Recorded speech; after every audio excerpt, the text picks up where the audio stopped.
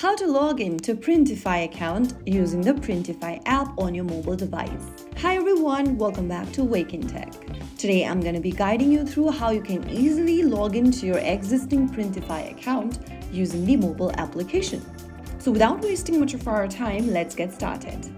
First of all, launch open Printify app on your smartphone, and once you end up in this welcome screen, click on Sign In. This will take you to this sign-in area where you'll need to type in your email and password associated with Printify account. But if you've recently or previously signed up using one of these options at the top where it says continue with Apple or continue with Google, choose the same here so that you can sign in easier. Since I created an account with email and password option, I'm going to type in email and password.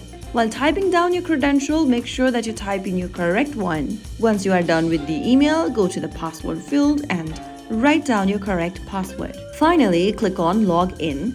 If you've forgotten your password, you can click the Forgot Password link and reset your password.